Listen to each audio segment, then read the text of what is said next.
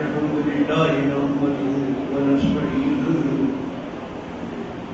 ونستغفره ونؤمن به ونتوكل عليه ونعوذ بالله من شرور أنفسنا ومن سيئات أعمالنا من يهده الله فلا مضل له ومن يضلل فلا هادي له ونشهد أن لا إله إلا الله وحده لا شريك له ونشهد أن سيدنا ومولانا محمدا عبده ورسوله المبعوث إلى كافة الناس بشيرا ونذيرا وداعيا إلى الله بإذنه وسراجا منيرا وصلى الله تعالى عليه وعلى آله وصحبه أجمعين أما بعد فقد قال النبي صلى الله عليه وسلم اللهم إني أعوذ بك من محترم حاضرین باسم نقوی صاحبہ ہمارے محترم مہمان ڈاکٹر جمشید علی خان صاحب، جناب چودھری عمر دین صاحب، بخشی صاحب، ہمارے بھائی شمشاد صاحب، اسکول کے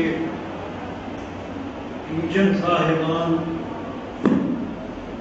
طالبان و طالبات اور محترم حاضرین، آج الفلاح اسکول کا یوم تاسیس ہے۔ آج کے دن یہ اسکول قائم ہوا تھا اور یہ بڑی مبارک تاریخ ہے۔ قائم ہونے سے لے کر اب تک اسکول برابر ترقی کرتا رہا ہے اور اللہ کا شکر ہے کہ دن بدن آگے بڑھ رہا ہے، اور اب یہ اسکول ہمارے شہر کے معیاری اداروں میں شمار ہونے لگا ہے۔ یہ ہمارے لیے مسرت کی بات ہے، فخر کی بات ہے، اور میں تمام حضرات کو اس موقع پر دلی مبارکباد پیش کرتا ہوں اور دعا کرتا ہوں کہ یہ اسکول اسی طرح ہماری قوم کے لیے باعث افتخار بنا رہے۔ ہمارے لیے اس موقع پر قابل غور و فکر کچھ باتیں ہوتی ہیں کہ ہم آگے بڑھنے سے پہلے دیکھیں کہ ہم کہاں سے چلے تھے، کہاں جانا ہے، کیونکہ یہ ایک اسلامی ادارہ ہے، اس لیے اسلامی نقطۂ نظر سے اسلام کا نظریہ تعلیم کیا ہے اور دنیا میں جو تعلیمی نظام ہے اس کے مقابلے میں اسلام کا نظریہ تعلیم کیا ہے۔ میں نے چھوٹی سی آپ کے سامنے حدیث پڑھی ہے. یہ حدیث دراصل دعا ہے. اللہ کے رسول صلی اللہ علیہ وسلم چھوٹی چھوٹی دعائیں، ان کو دعائیہ حدیث کہتے ہیں.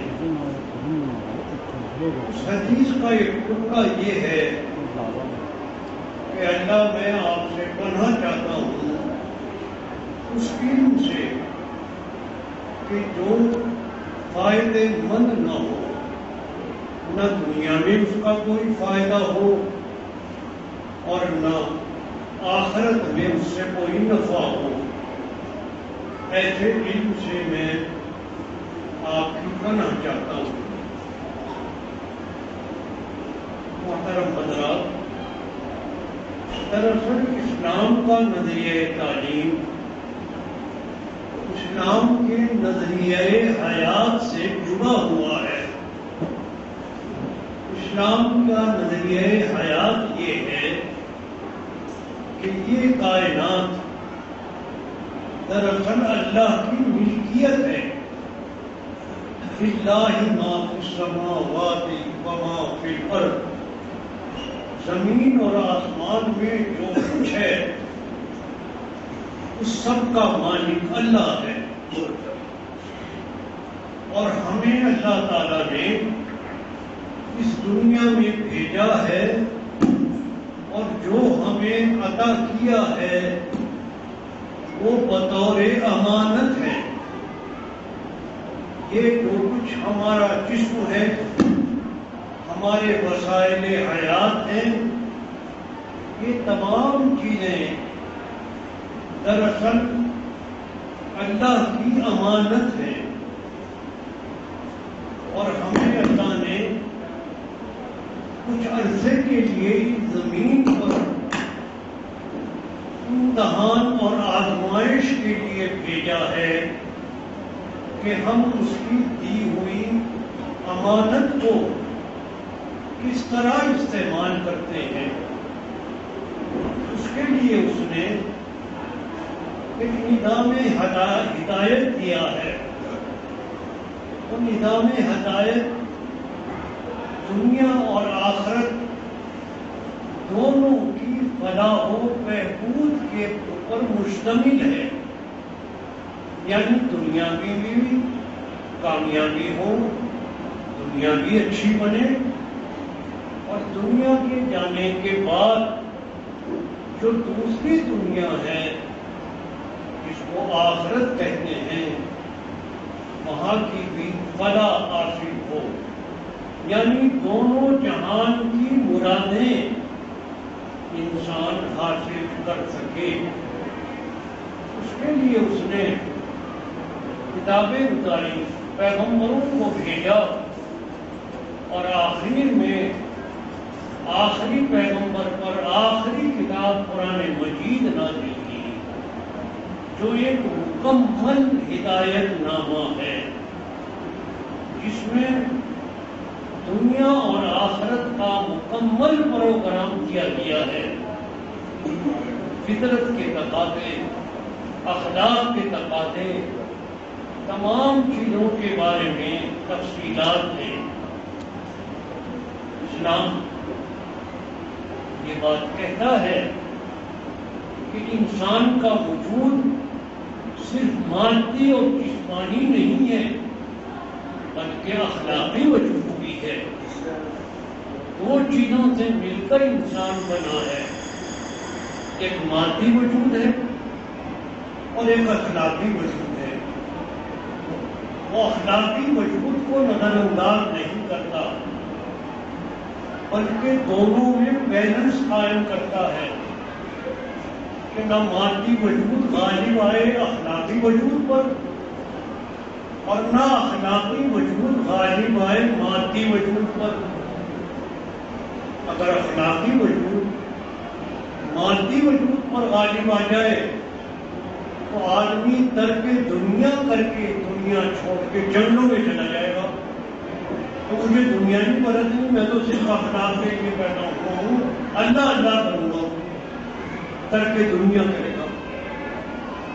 اور اگر مادی وجود غالب آ جائے گا تو وہ اخلاقیات کو نظر انداز کر دے گا اور صرف اپنے جسم کے عیش و عشرت، اپنے جسم کی راحت اور اپنے نفس کی تسکین کا زندگی کا مقصد بنا لے گا۔ یہ ہے دراصل خلاصہ۔ ہم معاملہ میرے عزیزوں اور بھائیوں یہ ہے کہ اس وقت پوری دنیا میں اور اس میں عالم اسلام بھی شامل ہے، یہ نظریہ غالب ہے کہ انسان بس دنیا میں مزے کرے، اس کی ساری جد و جہد کا مرکز جسم کا عیش، جسم کی راحت اور اچھے سے اچھا کھانا، اچھے سے اچھا پینا، اور دراصل یہ کہیے کہ دولت اس کی زندگی کا مطمع نظر بن چکا ہے۔ ہر کام میں نظریہ دولت کا ہے، پیسے کمانے ہیں چاہے کچھ ہو جائے، ڈاکٹری پیسے کے لیے، انجینئرنگ پیسے کے لیے، یہاں تک کہ وہ لطیف تعلقات کہ جن کا تعلق انسانی جذبات سے ہے، مثلا ماں باپ کا تعلق، اولاد کا تعلق، میاں بیوی کے لطیف رشتے کہ جن میں جذبات ہوتے ہیں، محبت ہوتی ہے، ایثار ہوتا ہے، قربانی ہوتی ہے، ان کو بھی رنگ دیا جا رہا ہے دولت کا۔ تعلیم دولت کے لیے پڑھو کیوں کہ اس سے تمہیں یہ پیسے ملیں گے، یہ عہدہ ملے گا، تم یہ کماؤ گے اگر تم نے یہ ڈگری حاصل کر لی، یعنی ان کا مقصد دولت بن گیا۔ مامون رشید نے بغداد میں یونیورسٹی قائم کی، بڑے اعلیٰ پیمانے پر۔ ایک دن اس کے معائنے کے لیے مامون رشید گئے، طلبا سے سوالات کیے کہ بھائی تم کیوں پڑھ رہے ہو؟ مختلف طلبا نے جواب دیے، کسی نے کہا کہ ہم اس کو پڑھ کے جج بن جائیں گے، کسی نے کہا کہ ہم یہاں پڑھنے کے بعد فلاں ملازمت سرکاری مل جائے گی، فلاں کام ہم کر لیں گے۔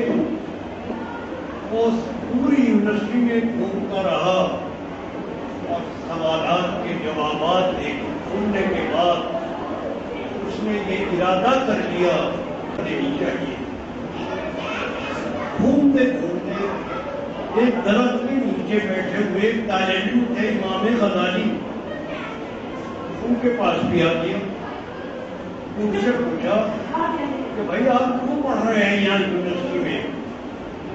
انہوں نے کہا کہ میں اس لیے پڑھ رہا ہوں کہ میں علم حاصل کرنے کے بعد دوسروں کو ہدایت دوں گا، نصیحت کروں گا، دوسروں کو علم سکھاؤں گا، دوسروں کو اچھا راستہ بتاؤں گا۔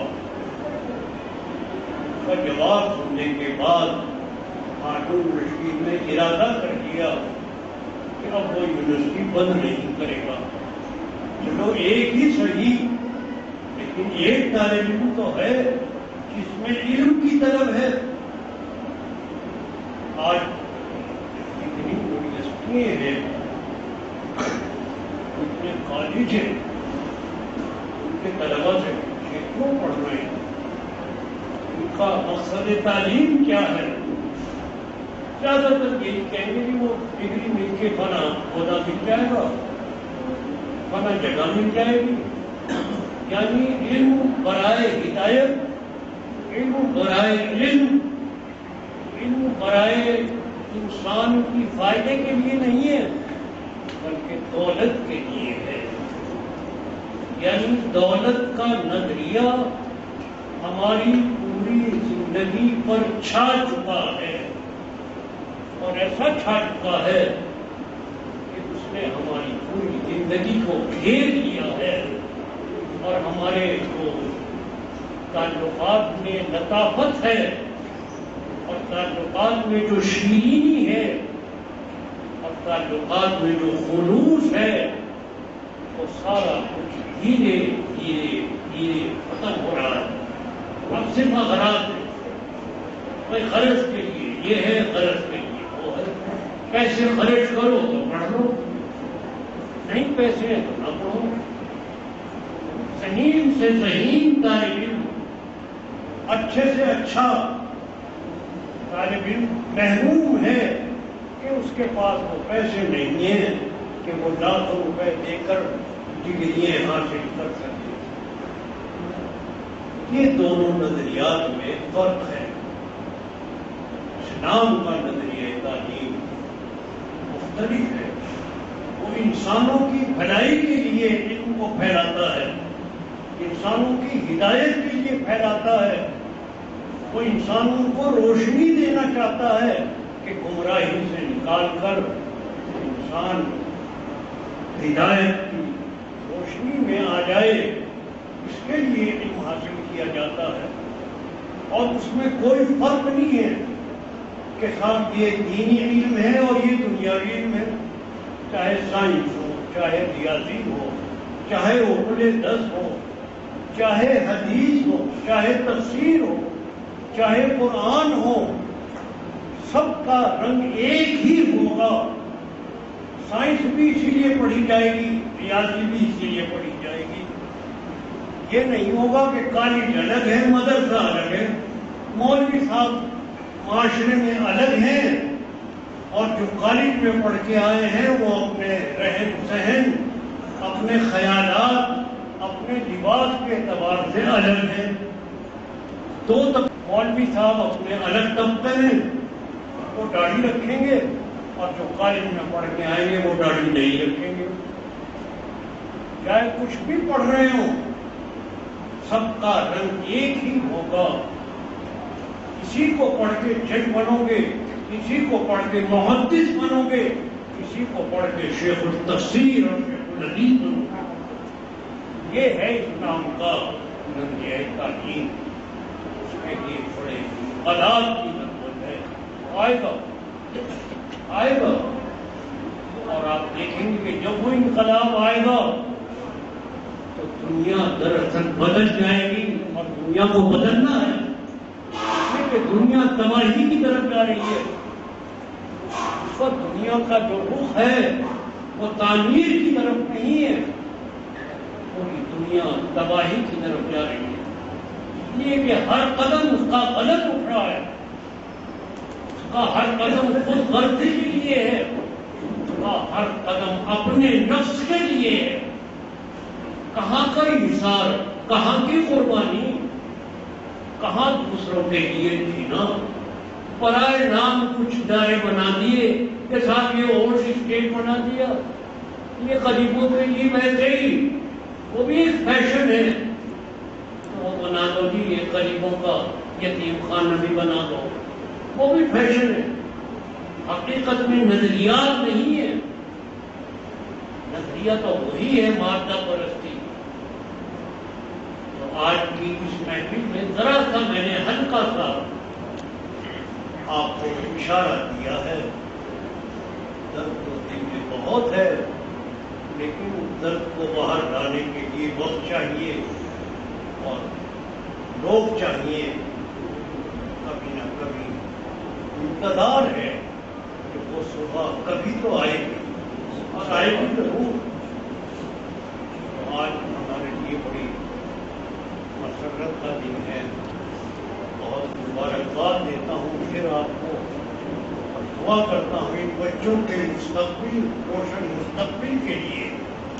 البتہ ایک بات میں ضرور کروں گا کہ اس نظام کی خرابی کے باوجود ٹیچر حضرات ایک کام کر سکتے ہیں کہ اپنے کردار اور اپنی گفتار سے بچوں کے ذہن بدلیں. یہ کر سکتے ہیں. نظام تعلیم بدلنے پہ تو ان کو قدرت نہیں ہے، وہ ہمارے بس کی بات ہی نہیں ہے. اس لیے کہ ہم دنیا میں مغلوب ہیں، غالب نہیں ہیں۔ غالب جو ہے وہ کوئی اور ہے، ہم تو بس پیچھے چڑھے ہیں، مقلد ہیں، دوسروں کی دیکھا دیکھی کر رہے ہیں۔ ہاں یہ کر سکتے ہیں کہ آپ طلبا کو اپنے کردار سے اور اپنی گفتار سے متوجہ کرتے رہیں اور ان کا ذہن بناتے رہیں۔ وہ ذہن بہت قیمتی ہوگا اور جب وہ یہاں سے نکلیں گے تو انشاءاللہ اس کا کچھ نہ کچھ اثر ان کے اوپر ضرور پڑے گا۔ میں آپ سب اولاد کے لیے دعا کرتے ہوئے اور شکریہ ادا کرتا ہوں کہ وہ جیسے معذور آدمی کو آپ لوگ اپنی محبت کی وجہ سے یاد کر دیتے ہیں۔ اللہ تعالیٰ آپ سب کو خوش رکھے اور اس ادارے کو ترقی دے۔ آخر دعوانا الحمدللہ۔